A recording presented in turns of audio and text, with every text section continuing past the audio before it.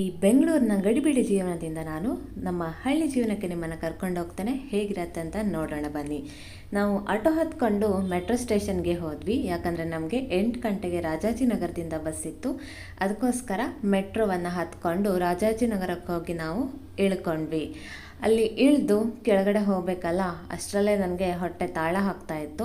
ಮನೆಯಿಂದ ಬರುವಾಗೇನೋ ಸ್ವಲ್ಪ ಚಿತ್ರಾನ್ನ ತಿನ್ಕೊಂಡು ಬಂದಿದ್ದೆ, ಆದರೂ ಸಹ ಹಸಿವಾಗ್ಬಿಟ್ಟಿತ್ತು. ಯಾಕಂದರೆ ನಾವು ಹೊರಟಿರೋ ಟೈಮು 6 ಗಂಟೆ. ಮೆಟ್ರೋ ಅಂತೂ ಹೆವಿ ರಶ್ ಇತ್ತು, ನನಗೆ ಉಸಿರಾಡಲಿಕ್ಕೂ ಸಾಧ್ಯ ಆಗ್ತಿರ್ಲಿಲ್ಲ. ಅಲ್ಲಿ ಹೋಗಿ ಬಿಸಿಬೇಳೆಭಾತನ್ನು ತೊಗೊಂಡು ತಿಂದ್ವಿ. ಖಾಲಿಯಾದ ಪ್ಲೇಟನ್ನು ತೋರಿಸ್ತಾ ಇದ್ದೇನೆ. ನಮ್ಮ ಬಸ್ ಬರೋ ಜಾಗಕ್ಕೆ ಹೋಗಿ ನಾವಿಲ್ಲಿ ಕೂತ್ಕೊಂಡು ವೇಟ್ ಮಾಡ್ತಾ ಇದ್ದೇವೆ. ನಾವು ಹೋಗಿ ಒಂದು 15 ಮಿನಿಟ್ಸ್ ಆದಮೇಲೆ ನಮ್ಮ ಸುಗಮ ಬಸ್ ಬರ್ತಾ ಇದೆ ನೋಡಿ. ಊರಿಗೆ 5:15ಗೆ ಹೋಗಿ ರೀಚ್ ಆದ್ವಿ. ಹಾಗೆ ಸ್ವಲ್ಪ ರೆಸ್ಟ್ ಮಾಡಿ ನಾನು ನನ್ನ ಅತ್ತೆಯ ಕೈ ತೋಟಕ್ಕೆ ಬಂದಿದ್ದೇನೆ. ನೋಡಿ, ಇಲ್ಲಿ ಬೆಂಡೆಕಾಯನ್ನು ಹಾಕಿದ್ದಾರೆ. 2 ಬೆಂಡೆಕಾಯಿ ಹಾಕ್ಕೊಂಡಿತ್ತು, ಇನ್ನೊಂದು ಸಣ್ಣ ಚಿಗುರು ಬಂದ್ಕೊಂಡಿತ್ತು ನೋಡಿ. ಒಂದು ಹೂವು ಸಹ ನಿಮಗೆ ಕಾಣಿಸ್ತಾ ಇದೆ. ಇದು ಅವರೆಕಾಯಿ ಬಳ್ಳಿ. ಅವರು ತುಂಬ ಕೈ ತೋಟದಲ್ಲಿ ಇಂಟ್ರೆಸ್ಟನ್ನು ಹೊಂದಿರೋದ್ರಿಂದ ಏನಾದರೂ ಒಂದು ಹಾಕ್ತಾನೇ ಇರ್ತಾರೆ. ಹಾಗೆ ಬದನೆಕಾಯಿ ಇರ್ಬೋದು, ಹಸಿಮೆಣಸು ಇರ್ಬೋದು, ಅವೆಲ್ಲವನ್ನು ಸಹ ಹಾಕಿದ್ದಾರೆ. ಅದು ಸಹ ಬೆಳ್ಕೊಂಡಿತ್ತು. ಕೆಲವೊಂದನ್ನು ಉಪಯೋಗಿಸ್ಕೊಂಡು ನಾನು ಅಡುಗೆಯನ್ನು ಸಹ ಮಾಡಿದೆ ನೋಡಿ. ಹಸಿಮೆಣಸು ತುಂಬ ಬಂದಿತ್ತು. ನುಗ್ಗೆಕಾಯಿ ಸಹ ಆಗಲಿಕ್ಕೆ ಸ್ಟಾರ್ಟ್ ಆಗಿದೆ. ನೆಕ್ಸ್ಟ್ ಟೈಮ್ ಹೋದಾಗ ಸಿಗ್ಬೋದೇನೋ ಅಂತ ಅಂದ್ಕೊಂಡೆ.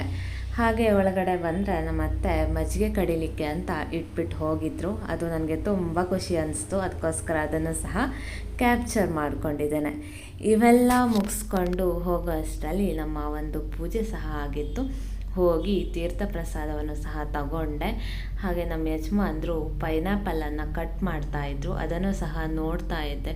ಎಷ್ಟು ಜ್ಯೂಸಿ ಆಗಿದೆ ನೋಡಿ. ಮನೆಯಲ್ಲೇ ಬೆಳೆದಿರುವಂಥ ಪೈನಾಪಲ್ ಇದು. ಇದನ್ನು ನಾನು ಜ್ಯೂಸ್ ಮಾಡ್ತೇನೆ ಆಮೇಲೆ. ಯಾಕಂದರೆ ನಮ್ಮ ಮನೇಲಿ ಒಂದು ಚಿಕ್ಕ ಫಂಕ್ಷನ್ ಇತ್ತು, ಬಂದವರಿಗೆಲ್ಲ ಕೊಡಲಿಕ್ಕೆ ಅಂತ ಇದರದ್ದೇ ಜ್ಯೂಸ್ ಮಾಡು ಅಂತ ಹೇಳಿದರು ಅತ್ತೆ. ನೋಡಿ, ಹಾಲನ್ನು ಕುದಿಲಿಕ್ಕೆ ಸೌದೆ ಒಲೆಯಲ್ಲಿ ಇಟ್ಟಿದ್ದೇವೆ. ಗ್ಯಾಸ್ ಪ್ರಾಬ್ಲಮ್ ಏನಂತಲ್ಲ, ಅವ್ರು ಜಾಸ್ತಿ ಅದನ್ನು ಯೂಸ್ ಮಾಡಲಿಕ್ಕೆ ಇಷ್ಟಪಡ್ತಾರೆ. ಹಾಗೆ ಅತ್ತೆ ಹಲಸಿನ ಹಣ್ಣಿನ ಇಡ್ಲಿ ಮಾಡಿದರು, ನನಗೆ ಫೇವ್ರೇಟ್ ಅಂತ. ಅದನ್ನು ಸಹ ತಿಂದೆ. ಊಟವನ್ನು ಮಾಡಿ ಭರ್ಜರಿ ಮಾವಿನ ಹಣ್ಣನ್ನು ಸಹ ತಿಂದು ನಾನೀಗ ನನ್ನ ತಾಯಿ ಮನೆಗೆ ಹೋಗ್ತಾ ಇದ್ದೇನೆ. ಯಾಕಂದರೆ ಫಂಕ್ಷನ್ಗೆ ನಮ್ಮಪ್ಪ ಸಹ ಬಂದಿದ್ದರು. ಅವ್ರ ಜೊತೆ ನಾನು ತಾಯಿ ಮನೆಗೆ ಹೋಗ್ತಾ ಇದ್ದೇನೆ.